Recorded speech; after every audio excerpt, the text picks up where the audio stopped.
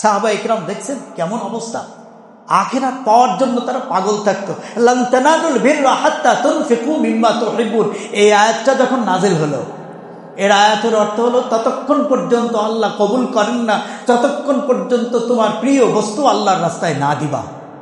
আমরা প্রিয় বস্তু আল্লাহর রাস্তায় দেই না, কোন রকম মসজিদের বাক্সে টাকা দিলেও সিরামওয়ালা টাকাটা দেয়, ঠিক না বে ঠিক, নতুনটা আবার আলাদা করে রেখে দিই। একদম একদম সর্বনিম্ন এটা বললাম আর কি।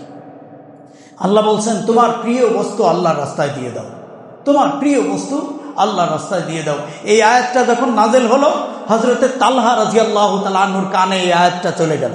তালহার একটা বাগান ছিল, এই বাগানে বাইরুহা বলা হয়। এই বাগানটা হলো বাইরুহা, এটা ছিল মসজিদের, আপনারা যারা হজে গিয়েছেন, মসজিদে নববীর একদম সাথেই একটা খেজুরের বাগান ছিল, একটা খেজুরের বাগান ছিল। এই খেজুরের বাগানের দুইটা বৈশিষ্ট্য, এই খেজুরের বাগানটা ছিল মসজিদে নববীর সাথে, আর একটা হলো এই রাসূল সাল্লাল্লাহু আলাইহি সাল্লাম নামাজ আদায় করেই এই বাগানে ঢুকতেন, বাগানের মাঝখানে একটা কুয়া ছিল, ঠান্ডা পানি পান করতেন রাসূল সাল্লাল্লাহু আলাইহি সাল্লাম ওই কুয়া থেকে।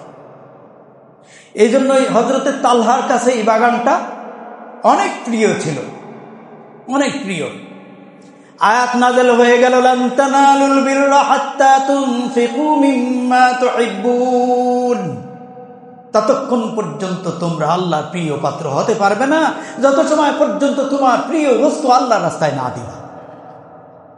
হযরতে তালহা রাদিয়াল্লাহু তাআলা আনহু রাসূলের কাছে আসলেন, এসে বলছেন, ইয়া রাসূলুল্লাহ সাল্লাল্লাহু আলাইহি ওয়াসাল্লাম, এরকম একটা আয়াত নাকি নাযিল হয়েছে? কয় হ্যাঁ হয়েছে। তো সুবহানাল্লাহ বলে, কয় প্রিয় বস্তু তো ইয়া রাসূলুল্লাহ, বৈষয়িক জগতে, এই বস্তু জগতে আমার সবচেয়ে প্রিয় হলো এই বাগান। ইয়া রাসূলুল্লাহ সাল্লাল্লাহু আলাইহি ওয়াসাল্লাম, আমার সবচেয়ে প্রিয় এই বাগান। এই বাগান মসজিদে নববীর পাশে, এই বাগানের ভিতরে আপনি ঢুকে এই বাগানের কুয়া থেকে আপনি ঠান্ডা পানি পান করেন, এর থেকে বেশি আনন্দের তো আমার কিছু হতে পারে না। ইয়া রাসূলুল্লাহ সাল্লাল্লাহু আলাইহি ওয়াসাল্লাম, আল্লাহর এই আয়াত নাযিল হয়েছে, আমি সিদ্ধান্ত নিয়েছি আমার এই প্রিয় বাগানটা আমি আল্লাহর রাস্তায় দান করে দিলাম। সুবহানাল্লাহ বলবেন না?